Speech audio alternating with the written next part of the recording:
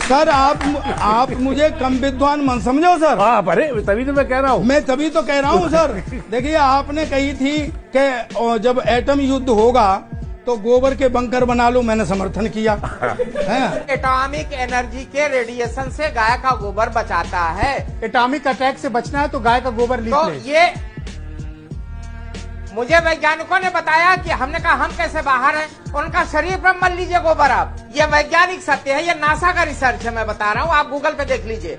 आपने कही कि गाय का गोबर कोहिनूर से महंगा होता है, मैंने समर्थन किया कि एक गाय का गोबर जो होता है वो कोहिनूर हीरे से भी ज्यादा महंगा होता है। आपने कही कि गाय के मूत्र में सोना होता है, मैंने समर्थन किया।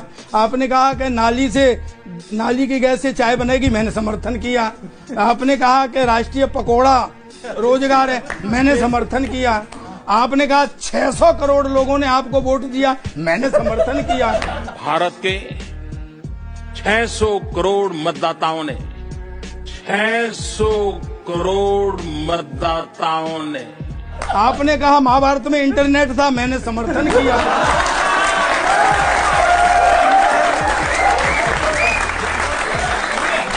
तो आप कम विद्वान मन समझो मुझे। मुझे छेड़ो मत सर।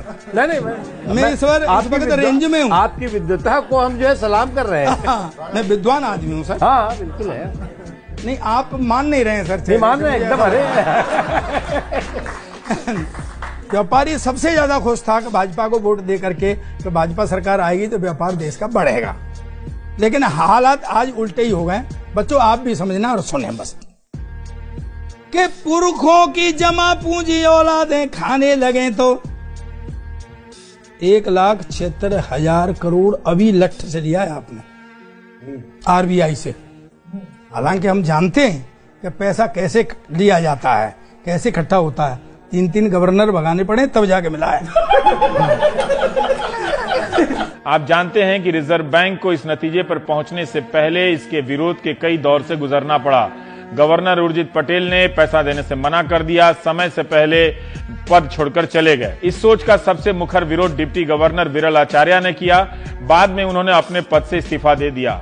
अक्टूबर 2018 में विरल आचार्य ने कहा था कि अर्जेंटीना की सरकार भी रिजर्व बैंक के खजाने को हथियाना चाहती थी। वहां के गवर्नर ने विरोध में इस्तीफा दे दिया और तबाही आ गई। विरल आचार्य के बयान के बाद पूर्व गवर्नर रघुराम राजन ने सीएनबीसी चैनल की एंकर लता वेंकटेश से कहा था कि सरकार को रिजर्व बैंक पर हाथ डालने का प्रयास नहीं करना चाहिए, यह अर्थव्यवस्था के लिए अच्छा नहीं है। पुरखों की जमा पूंजी औलादें खाने लगे तो आ गई गरीबी, घर में खाली खजाना है। यह सिद्धांत है सर।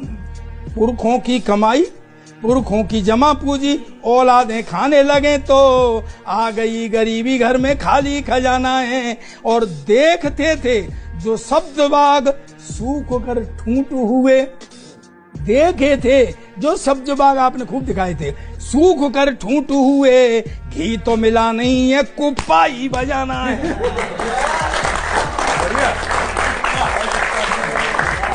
ये मुहावरा आपको क्या समझाया, आपको तो पता है। काम धंधे धीरे धीरे बंद होते जा रहे हैं सर। काम धंधे धीरे धीरे बंद होते जा रहे हैं। फैक्ट्री भी बंद है और बंद कारखाना है। फैक्ट्री भी बंद है और बंद कारखाना है। और व्यापारी पेंडुलम के जैसे झूलने लगा है। व्यापारी, अब ताली बजाना बच्चों, व्यापारी पेंडुलम के जैसे झूलने लगा है। मोदी भक्ति करनी है और व्यापार भी चलाना है।